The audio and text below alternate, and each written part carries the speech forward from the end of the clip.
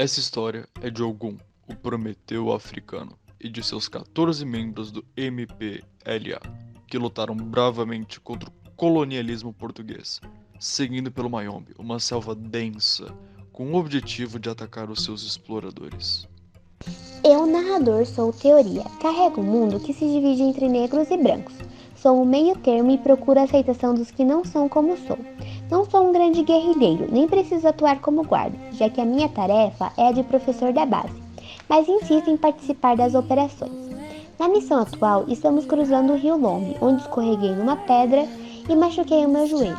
Paramos um pouco para pensar em um plano que foi discutido pelo comandante e o comissário. Eles começaram a discutir a estratégia.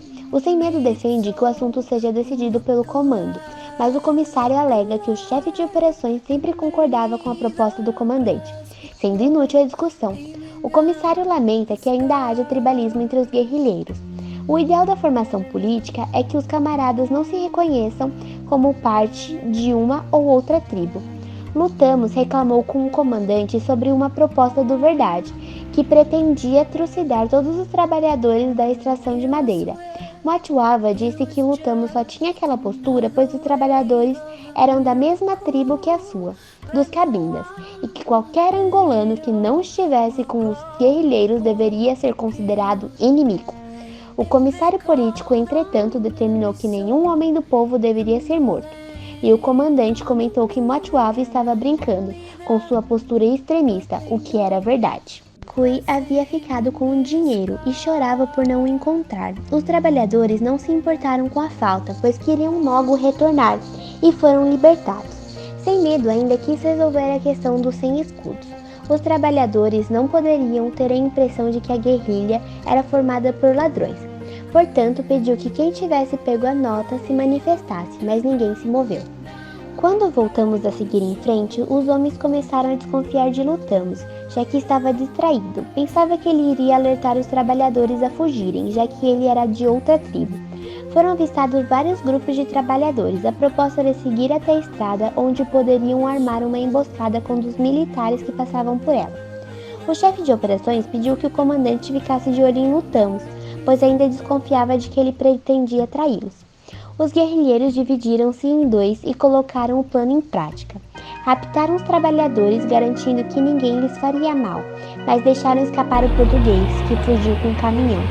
Após a missão ser realizada com sucesso, fizemos um acampamento perto de onde encontramos os trabalhadores. Na manhã seguinte, todos os pertences dos trabalhadores foram devolvidos, porém faltava uma nota de 100 escudos que havia sido retirada do mecânico. Enquanto Lutamos era revistado, o comandante saltou no fundo do grupo, segurando o braço de ingratidão do Tuga, que deixou o dinheiro cair. Ele teve suas armas retiradas e seria julgado quando chegasse à base. Quando estávamos voltando, finalmente surgiu o exército. Rajadas de metralhadoras e explosões de bazuca, os guerrilheiros se confundiram com os inimigos dos soldados, que revidavam insanamente contra as armas.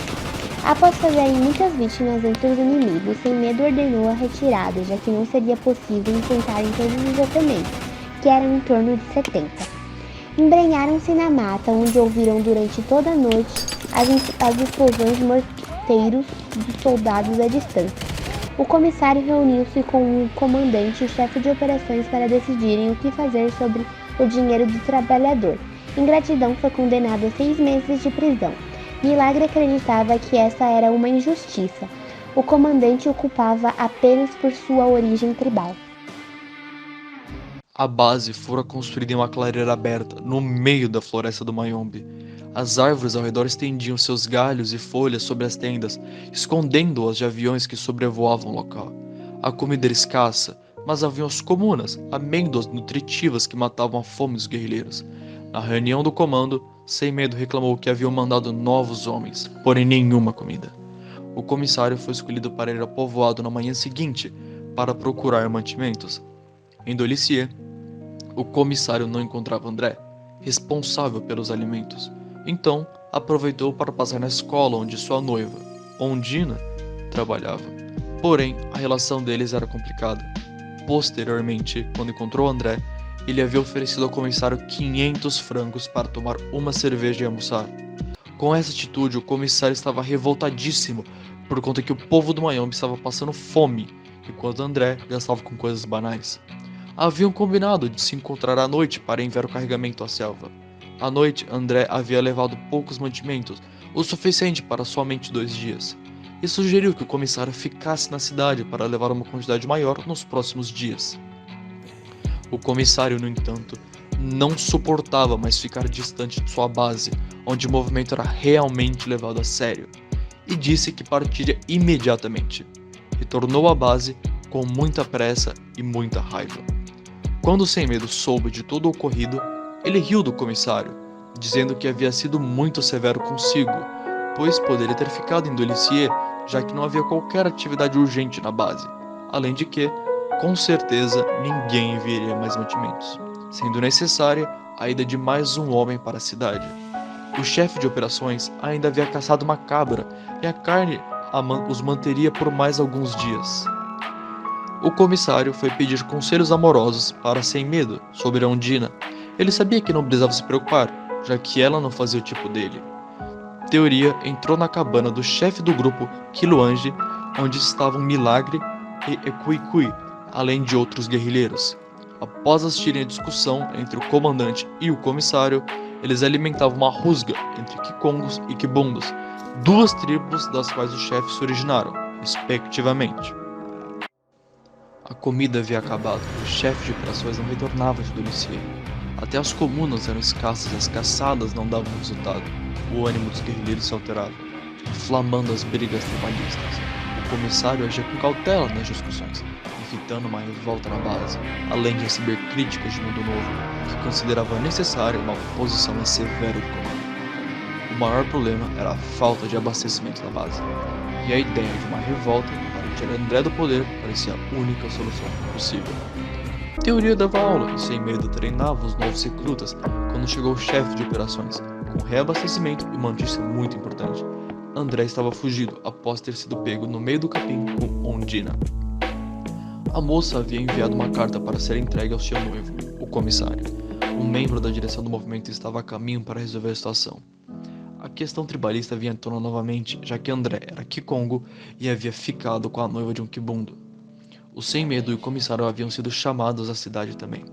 Quando o comissário leu a carta de Ondina e descobriu a traição, começou a chorar, e insistiu para voltar à cidade para poder se acertar com Ondina. Pela manhã, ambos partiram da base. Chegando a Dolicier, o comissário foi à escola enquanto o comandante foi ao boreal da organização. Lá, encontrou o membro da direção e André, que temia ser atacado pelos Kibundos. O dirigente relatou que o problema do tribalismo acontecia em todas as regiões e precisava ser enfrentado. Quanto à falta de suprimentos, a direção não estava recebendo essa informação, por isso não havia tomado qualquer atitude. André precisava ser substituído e Sem Medo cuidaria de Dolicier até que fosse escolhido um novo responsável. O dirigente também adiantou que Sem Medo seria transferido em breve para uma nova região, o que o animou, pois estava desmotivado com a lentidão das ações em sua base.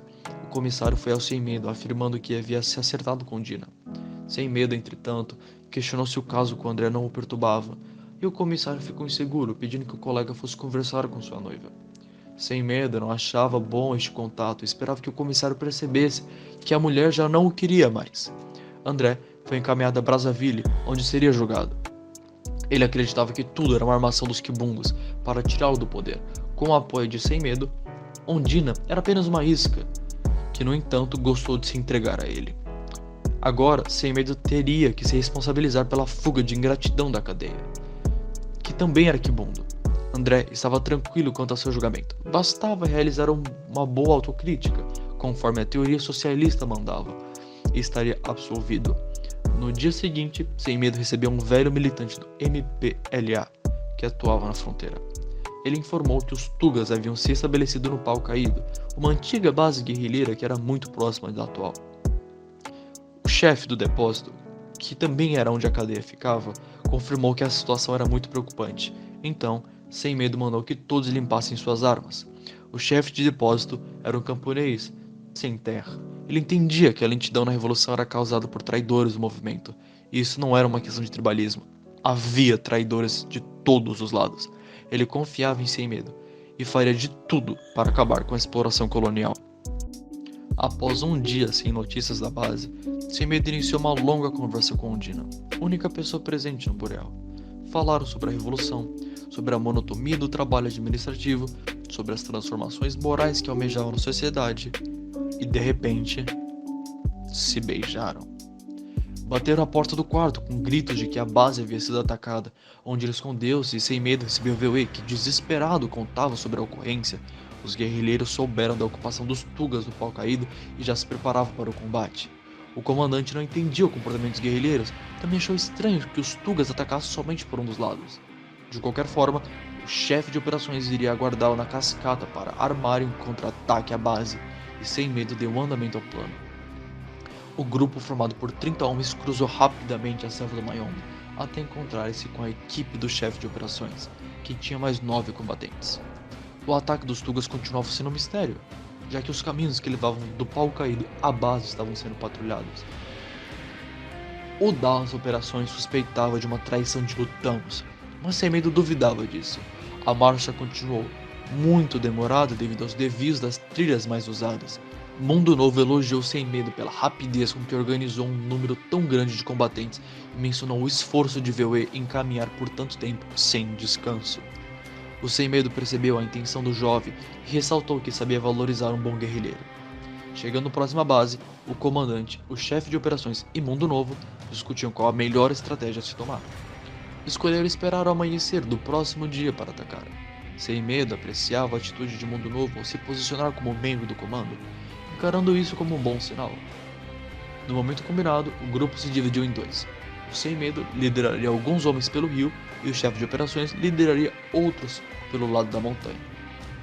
No rio, Sem Medo e Mundo Novo surpreenderam-se com um mestiço que se banhava, de costas para ele. Não podiam atirar, pois isso alertaria os Tugas e tentaram uma aproximação silenciosa para apunhalar o inimigo. A maior surpresa ocorreu quando o homem se virou. Era a teoria. Questionado sobre a situação da base, o professor negou que houvesse ocorrido qualquer ataque e todos se reuniram aliviados. O comissário esclareceu o que havia acontecido. Uma surucucu estava prestes a atacar a teoria, que então atirou na cobra. Antes que ele pudesse avisar sobre o incidente, Veuê já havia saído em busca de ajuda. O jovem pediu desculpas pela confusão que causara, mas o Sem Medo minimizou o equívoco e parabenizou o rapaz pela coragem demonstrada, ainda que sem motivo. Sem Medo ainda riu da atrapalhada e comemorou que ao menos serviu para perceberem como era possível reunir um grande número de combatentes em uma situação de risco. No julgamento do caso, Teoria foi levemente punido por ter utilizado a arma sem necessidade e Veuê foi absolvido pela maioria dos combatentes. O comando decidiu que era necessário atacar Pau Caído o quanto antes, pois os Tugas representavam uma grande ameaça se permanecessem ali. Sem Medo retornou a Dolicier com alguns guerrilheiros, enquanto o comissário iria chefiar a operação de ataque ao Pau Caído. Porém, ele recebeu uma mensagem da direção. Mundo Novo era nomeado chefe em Dolicier e o comandante retornaria à base para o ataque, sendo que em breve seria transferido para o leste. Mundo Novo chegou surpreso da Dolicier, ainda mais quando soube que o comandante havia apoiado sua escolha como responsável. Sem Medo explicou que eles tinham pensamentos diferentes, porém, ambos eram necessários à revolução. No dia seguinte, Sem Medo e mais um grupo de combatentes seguiu a base. O comandante foi recebido com frieza pelo comissário, que ansiava por cuidar daquela operação. Sem Medo contou que sua transferência para o leste se daria em breve e sugeriu que o comissário liderasse o ataque ao Pau Caído, para que ganhasse experiência no cargo. O comando se reuniu para planejar a manobra. Um grupo, liderado pelo chefe de operações, usaria morteiros e bazucas para o ataque inicial. O outro grupo, liderado pelo comissário, ficaria do lado oposto para enfrentar os oponentes que tentassem fugir. Sem Medo estaria no segundo grupo. Eu, narrador, sou Lutamos, o único cambim dentre os guerrilheiros que sentia que era preciso demonstrar coragem neste combate para provar aos companheiros de outras tribos que o tribalismo era uma besteira. Os homens avançaram ao Pau Caído e dormiram na sua proximidade para atacar pela manhã. Sem Medo mal dormiu. Era de madrugada quando todos se levantaram e dividiram os grupos conforme planejado. Os soldados que se salvaram tentavam fugir na direção em que o segundo grupo estava posicionado. Tudo corria dentro do imaginado, Porém, o comissário, tentando demonstrar bravura, se adiantou de forma arriscada e ficou prestes a ser massacrado pelos oponentes. Vendo a situação, foi na mesma direção, mas foi acertado na cabeça pelas armas dos colonizadores. O Sem Medo assistia a tudo como se fosse um filme, sem acreditar na imprudência do comissário. Vendo que precisava tomar uma atitude, ordenou que o grupo avançasse e foi atingido por uma rajada de tiros em seu ventre. Os guerrilheiros davam fim ao resto dos soldados e o comissário ficou a cuidar de Sem Medo. Quando a luta estava finalizada, o Sem Medo pediu informações sobre as perdas que sofreram. Um morto, lutamos, e 2 feridos. Ele dizia que seria mais um a morrer, mas o comissário pedia que não. Sem Medo ainda o orientou que voltasse com Dina, pois ela o amava, e contou sobre o mecânico que se juntava ao MPLA graças à ação que ele havia proposto. A revolução avançava. Uma moreira gigante soltava flores brancas sobre o corpo de Sem Medo, que admirava a grandeza de seu tronco. Olhando suas folhas, elas se misturavam às das outras árvores, não sendo possível calcular sua grandiosidade, mas o tronco robusto era o que a tornava única. Assim também eram os homens. Os Tugas jogavam morteiros pela região e os guerrilheiros ansiavam por retornar à base, mas o comissário fez questão de cavar em um túmulo para Sem Medo e lutamos. O chefe de operações ressaltou o simbolismo daquele combate. Lutamos, um Cambinda, e Sem Medo, um Kikongo, morreram pelo comissário, que era um Kibongo. Eu, narrador, sou comissário, refletindo sobre a transformação que sofri com a morte do comandante, cuja existência pareceu se dar fora de seu tempo, como ocorre a maioria dos heróis. Ele foi enviado a Bié, a 1000 quilômetros do Mayombe, no lugar de Sem Medo. Herdei dele também a sabedoria sobre a distância que há entre a verdade e a mentira, que se assemelha a um caminho no deserto.